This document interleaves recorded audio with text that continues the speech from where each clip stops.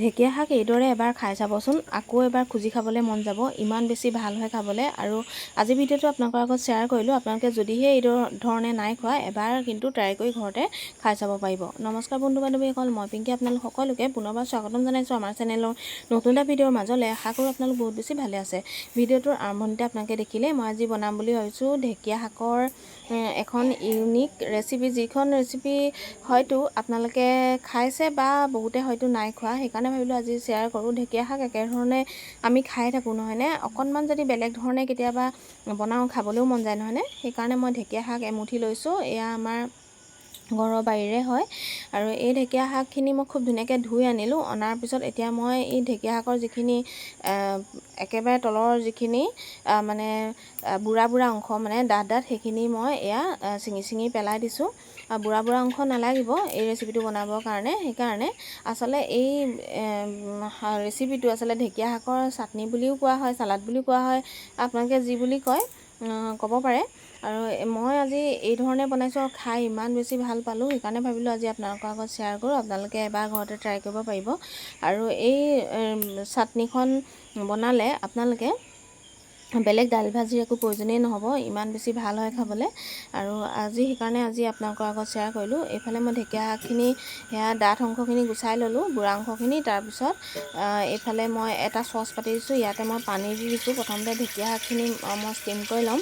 বহুতে ঢেকীয়া শাকখিনি সিজাই লোৱাও দেখোঁ, কিন্তু সিজাই ল'লে ঢেকীয়া শাক খোৱাৰ কোনো মানে অৰ্থই নাথাকিব। সেইকাৰণে মই ঢেকীয়া শাকখিনি সিজাই লোৱা নাই, মই ঢেকীয়া শাকখিনি প্ৰথমতে ষ্টিম কৰি ল'ম। এখন ফুটা থকা এয়া কাঢ়ি লৈছোঁ, ইয়াৰ ওপৰতে মই ঢেকীয়া শাকখিনি দি লৈছোঁ। এটা কথা মনত ৰাখিব, ঢেকীয়া শাকৰ যিখিনি টান অংশ সেইখিনি কিন্তু নিদিব, পিছত খাবলৈ ইমান বেছি ভাল নাপাব। এইফালে এয়া মই ঢেকীয়া শাকখিনি মই ষ্টিম হ'বৰ কাৰণে এয়া মই কাঁহীখনতে এনেকৈ মেলি দিছোঁ। তাৰপিছত এখন কাঁহীয়ে মই এয়া ঢাকি দিছোঁ। বেছি সময় নালাগে, মাত্ৰ 5 মিনিটমান সময় হ'লেই হ'ব। এয়া মোৰ 5 মিনিটমান সময় হৈয়ে গ'ল। হৈ যোৱাৰ পিছত ঢেকীয়া শাকখিনি খুব ধুনীয়াকৈ এয়া ষ্টিম হৈ গৈছে। মই এডাল আনি পেলাই পিটিকি চাইছোঁ, মানে ভাগি গৈছে হাতখনে পিটিকি দিলতে। ইমানটো পৰ্যায়ত হ'লে ভাল হয়। ইয়াতকৈ বেছি মানে অলপ কেঁচা হৈ থাকিলে ঢেকীয়াখিনি অকণ কেঁহা হৈ থাকে। সেইকাৰণে আপোনালোকে কেঁচাকৈ নাৰাখিব, এইটো পৰ্যায়তে ৰাখিব, মানে হাতে পিটিকিলে পিটিক খাই যোৱাকৈ সেইটো পৰ্যায়তে আপোনালোকে প্ৰথমতে সিজাই ল'ব। আপোনালোকে ষ্টিম কৰি ল'ব। আপোনালোকে প্ৰথমতে ষ্টিম কৰাৰ পাছত ঢেকীয়া শাকখিনি অকণমান বিজল নিচিনা পাব পাৰে, কিন্তু কোনো কথা নাই, বিজল পিছত নাপায়। ঢেকীয়া শাকৰ এইটো গুণেই আচলতে অকণমানটো বিজলুৱা থাকেই নহয় জানো। আৰু এতিয়া মই ঢেকীয়া শাকখিনি এটা মই ফুটা থকা বাচনলৈ কাঢ়ি লৈছোঁ, যাতে পানীটো নিগৰি যায়, লগতে শুকাই যায়। আৰু এতিয়া মই এখন কেৰাহী পাতি দিছোঁ। ইয়াতে এতিয়া বাদাম লৈছোঁ, নেমু, জলকীয়া, নহৰু এনেকৈ লৈছোঁ। সেইখিনি প্ৰয়োজন হ'ব আমাক। এয়া প্ৰথম বাদাম দিছোঁ, তাৰপিছত নহৰু কেইফুটামান আৰু কেইটামান জলকীয়া দি পেলাই এয়া মই খুব ধুনীয়াকৈ বাদামখিনি মচমচীয়া হোৱালৈকে ভাজি লৈছোঁ। এই চাটনিখনত, ঢেকীয়া চাটনিখনত বাদাম প্ৰয়োজন হ'ব। বাদামটো দি দিলে খুব বেছি ভাল লাগে। আৰু আপোনালোকে যদি বাদাম নাখায় বা বাদাম আপোনালোকৰ ঘৰত নাই, তেতিয়া তিল থাকে, তিলো দিব পাৰে, ক'লা তিল বগা তিল মুঠতে আপোনালোকে দিলেই হ'ল, তেতিয়াও খাবলৈ ভাল হয়। কিন্তু বাদাম দিলে বেছি ভাল হয় খাবলৈ, সেইকাৰণে মই বাদাম দিছোঁ। আৰু বাদামখিনি খুব ধুনীয়াকৈ মই মচমচীয়াকৈ ভাজি ল'লোঁ, লগতে নহৰু আৰু জলকীয়াখিনিও ইয়াতে ভাজ খাই গৈছে। নহৰু আৰু জলকীয়াখিনি এইটো কাৰণে দিছোঁ, নহৰু কেঁচা গোন্ধটো মানে ইয়াতে নাইকিয়া হৈ যায়। আৰু তেতিয়া ঢেকীয়া চাটনিখনত দিলে নহৰু কেঁচা গোন্ধটো থাকিলে ইমান বেছি ভাল নালাগে। সেইকাৰণে মই নহৰুখিনিও খুব ধুনীয়াকৈ বাদামৰ লগতে ভাজি ল'লোঁ। আৰু ইয়াত ঠাণ্ডা হৈ গ'লত এতিয়া মই মিক্সি জাৰ এটাত পিচি আনিম। বহুত বেছি একদম ফাইন পেষ্ট কৰিব নালাগে, অকণমান টুকুৰা মানে দৰদৰীয়া ভাৱ থাকিলে ভাল হয়। এতিয়া মই এয়া পিচি আনিম।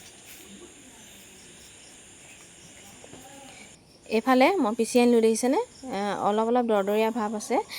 সেয়া ইমান থাকিব লাগিব, তেতিয়া ভাল হয়। আৰু ঢেকীয়া শাকখিনি এতিয়া মই টুকুৰাকৈ কাটি লৈছোঁ। বা আপোনালোকে যদিহে বোলে টুকুৰাকৈ নাকাটো, এই ধৰণে ইয়াতে মই মানে বাদাম চাদাম এইখিনি সামগ্ৰীখিনি মিলাম, তেনেকৈও পাৰে, কোনো কথা নাই। মই অকণমান টুকুৰাকৈ কাটি লৈছোঁ, তেতিয়া মই খাবলৈ ভাল পাওঁ। সেইকাৰণে সিজাই লোৱাৰ পিছত অকণমান কাটিবলৈ দিগদাৰ হয়, কিন্তু কাটি লৈছোঁ। আৰু মানে ইমানো বেছি মানে সৰু টুকুৰা কৰা নাই, আৰু মাত্ৰ টুকুৰা টুকুৰ কৰি লৈছোঁ আৰু ঢেকীয়া শাকখিনি।